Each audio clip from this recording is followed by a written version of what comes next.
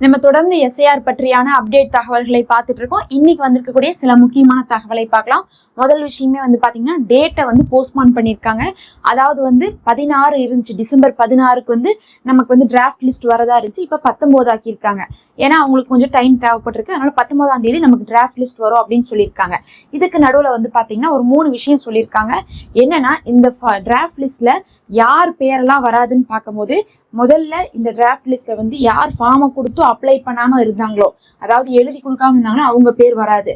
அவங்க என்ன பண்ணுனா மறுபடியும் புதுதான் ஓட்டர் கார்டு வாங்கிக்கணும்னு இருக்காங்க. ரெண்டாவது பாத்தீங்கன்னா இந்த டிராஃப்ட் லிஸ்ட்ல யார் பேர் வராதுன்னா இந்த ஃபார்மே வராதவங்க இருப்பாங்க. எப்படி நம்ம ஃபார்மை கொடுத்தும் அப்ளை பண்ணி திருப்பி கொடுக்காதவங்க வரமாட்டாங்களோ, அதே மாதிரி ஃபார்மே வராதவங்க நிறைய இருப்பாங்க.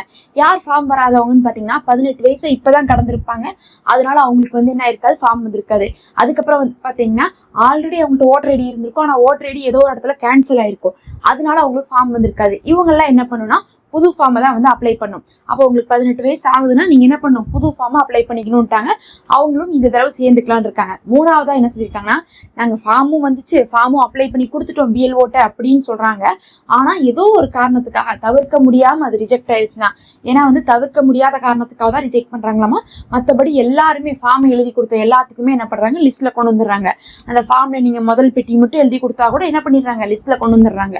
அதனால ஃபார்மை கொடுத்த எல்லாரும் வந்துருவாங்க. தவிர்க்க முடியாத ஏதோ ஒரு காரணத்துக்காக இந்த தொகுதி விட்டு தொகுதி மாறினவங்க, அதுக்கப்புறம் பாத்தீங்கன்னா இறந்து போனவங்க, இந்த மாதிரி இருக்கிறவங்க தான் ரிஜெக்ட் பண்றோம்னு சொல்லியிருக்காங்க. அதை மீறி யாரையாவது ரிஜெக்ட் பண்ணா நீங்க போய் கேட்கலாம். கேட்டுட்டு அவங்க அதை கன்சிடர் பண்றாங்களான்னு பார்க்கணும். இல்லாட்டினா நீங்க என்ன பண்ணணும், புது ஃபார்ம் கொடுக்கணும்னு சொல்லியிருக்காங்க. அப்ப எப்படி புது ஃபார்ம் கொடுக்கறது அப்படிங்கக்கூடிய விஷயத்த இப்ப ஆன்லைன்லயே கொண்டு வந்துட்டாங்க.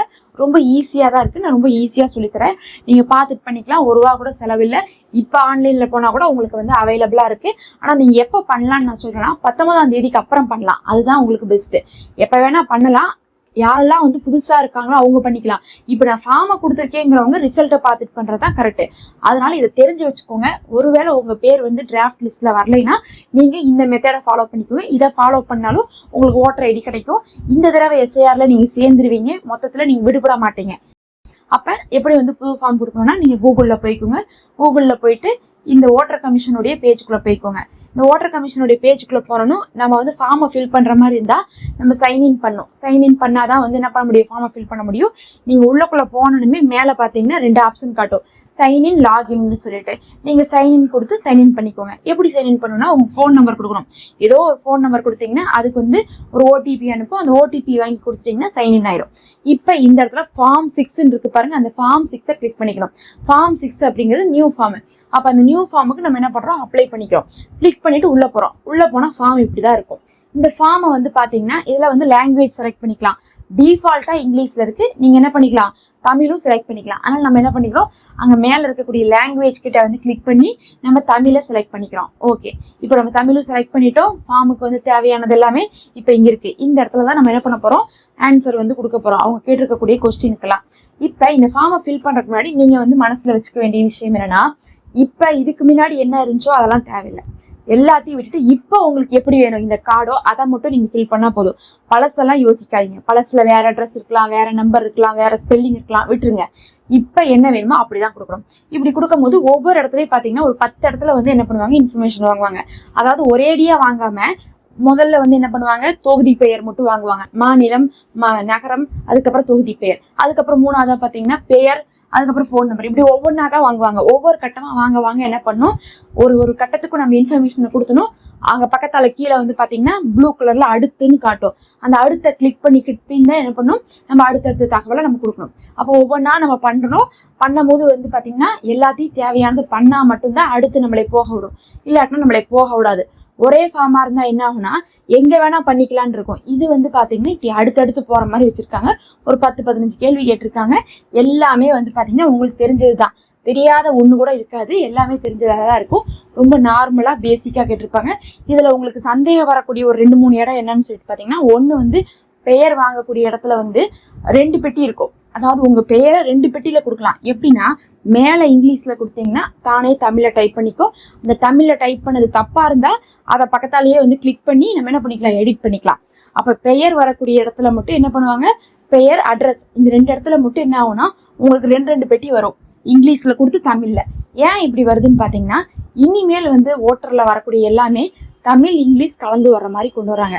ஏன்னா நமக்கே தெரியும் அதிகமாக வந்து பார்த்தீங்கன்னா தமிழில் எழுதுறத வந்து இவங்களே இங்கிலீஷ் எழுதுறேன்னு சொல்லிட்டு தப்பு தப்பாக எழுதி வச்சுருவாங்க. இல்லை இங்கிலீஷில் வாங்கினாங்கன்னா தமிழ்லேன்னு சொல்லிட்டு தப்பு தப்பாக எழுதி வச்சுருவாங்க. நிறைய பேர் வந்து பார்த்தீங்கன்னா இப்போ யாரெல்லாம் இந்த வேலையெல்லாம் செய்கிறாங்களோ அவங்களாம் வந்து மற்ற இடத்துலேருந்து மற்ற ஸ்டேட்லேருந்து வேலைக்கு வந்தவங்க, அவங்களுக்கு தமிழே தெரிய மாட்டேங்குது. அதனால் இங்கிலீஷ்னால் எல்லாருக்கும் காமனாக இருக்கும்னு சொல்லிட்டு பொதுவாக வந்து இதெல்லாம் சென்ட்ரல் கவர்மெண்ட் ஜாப் தான். அதனால் சென்ட்ரல் கவர்மெண்ட் ஜாப்னா எல்லாருமே வந்துருப்பாங்க. ஹிந்தி பேசுகிறவங்க நிறைய பேர் வரனால அவங்களுக்கு தமிழ் தெரியலேங்கிறக்காகவே இங்கிலீஷ் கொண்டு வந்துட்டாங்க. அப்போ இங்கிலீஷில் வந்து பெயரெல்லாம் கொடுத்துப்போம், மிச்சதெல்லாம் வந்து தேவையில்லை. முக்கியமாக பெயரெல்லாம் வந்து இங்கிலீஷில் கொடுத்துப்போம், மிச்சதெல்லாம் நம்ம தமிழில் கொடுத்தாவே தானாகவே இங்கிலீஷில் மாற்றிக்கும் கரெக்டாக. ஆனால் பெயர் மட்டும் தான் என்ன பண்ணும், தப்பு தப்பாக மாற்றிடும். அதனால தான் நம்மளையே வந்து இங்கிலீஷ்லையும் கொடுக்க சொல்லி தமிழ்லையும் வந்து என்ன பண்ணுறாங்க, செக் பண்ணிக்க சொல்லிக்கிறாங்க. கரெக்டாக கொடுக்கணும். இந்த தடவை புதுசாக கொடுக்குறீங்க ஃபார்ம் 6 கொடுக்குறவங்க எல்லாருமே புது தகவலை கரெக்டாக கொடுங்க. யோசிச்சு யாரை உறவினராக போடலான்னு சொல்லிட்டு யோசிச்சு கொடுங்க.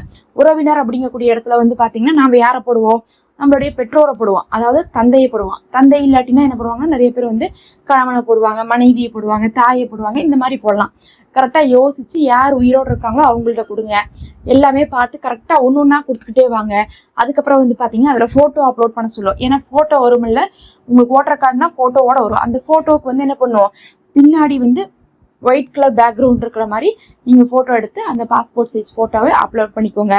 அதுக்கப்புறம் வந்து பார்த்தீங்கன்னா லைனாக வந்து கீழே எல்லாம் கொடுக்கும்போது ஆதார் கார்டில் இருக்கிற மாதிரி நீங்கள் என்ன பண்ண வேண்டியது இருக்கும், பெயர் கொடுக்க வேண்டியது இருக்கும். அப்போ தான் உங்களுக்கு வந்து சப்மிட் ஆகும், மேட்ச் ஆகும்.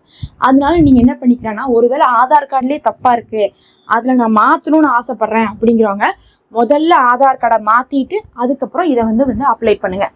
எனக்கெல்லாம் வந்து பார்த்தீங்கன்னா ஆதார் கார்டுலேயே தப்பாக இருந்துச்சு பேர். என் பேரோட சேர்ந்து எங்கள் அப்பா பேர் வந்துருச்சு.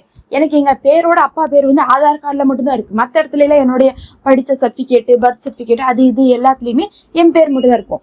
அதுக்கப்புறம் ஆதார் கார்டில் இருக்குதுன்னு சொல்லிட்டு இப்போ நான் ஓட்டர் கார்டில் போட்டுன்னு வச்சுக்கோங்க, இனிமேல் வர எல்லாமே அப்படி தான் வரும், பேங்க்கு எல்லாமே வரும். அதனால நான் என்ன பண்ணிட்டேன், ஃபஸ்ட்டு போய் ஆதார் கார்டை மாற்றினேன். ஆதார் கார்டில் என்ன பண்ணேன், எங்கள் அப்பா பேரை எடுத்தேன். ஏன் வந்து அப்படி வருதுன்னா, நிறைய பேருக்கு ஆதார் கார்டு வந்து ஃபஸ்ட்டு வந்தபோது இன்சிலுக்கு பதிலாக வந்து இன்சில் வாங்கலாம். இப்போ என்னுடைய இன்சில் எம் அப்படின்னா எம்ங்கிறது வாங்கியிருந்தா பரவாயில்ல, எம்முக்கு பதில் அந்த எம் எப்படி வந்துச்சுன்னு கேட்குறாங்க. எங்கள் அப்பா பேரை சொல்கிறோம். அப்போ அந்த அப்பா பேரவே தூக்கி என்ன பண்ணிட்டாங்க, இன்சிலுக்கு பதில் போட்டாங்க.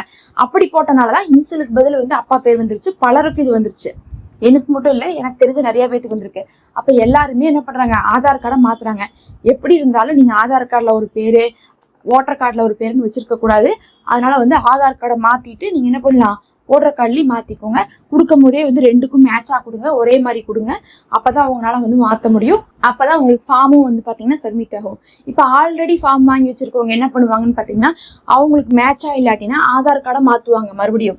நீங்கள் வந்து ஆரம்பத்திலே அப்ளை பண்ணும்போது என்ன பண்ணிக்கணும், ஆதார் கார்டுக்கு மேட்ச் பண்ணி கொடுங்க, இல்லை ஆதார் கார்டை மாற்றிட்டு அதே மாதிரி கொடுத்துக்கோங்க. கொடுத்துட்டு எல்லாம் முடிச்சுட்டு கடைசியாக என்ன பண்ணுவோம், சப்மிட் பண்ணிட்டீங்கன்னா உங்களுக்கு என்ன ஆயிரும், உங்களுக்கு வந்து அவங்க செக் பண்ணிட்டு எல்லாம் பண்ணிட்டு கிரியேட் பண்ணி கொடுத்துருவாங்க. உங்களுக்கு இந்த வருஷம் ஓட்டர் ஐடி வந்துடும். புதுசாக அப்ளை பண்ணுற எல்லாருக்குமே தகவல் எல்லாம் இருந்தால் போதும், அவங்க பாட்டு கொடுத்துருவாங்க. 2002 பற்றியோ 2005 பற்றியோ பழசை பற்றியோ புதுசை பற்றியோ எதை பற்றி கேள்வி இருக்காது உங்களுக்கு. இது வந்து பார்த்தீங்கன்னா புது ஃபார்ம் அப்ளை பண்ணுற எல்லாருக்குமே அனுப்பிச்சி வைங்க, யூஸ்ஃபுல்லாக இருக்கட்டும். நம்ம தொடர்ச்சியாக அப்டேட் போட்டுட்ருக்கோம்.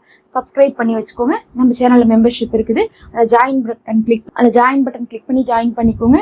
எங்களுக்கு ரொம்ப ஹெல்ப்ஃபுல்லாக இருக்கும். Thank you so much.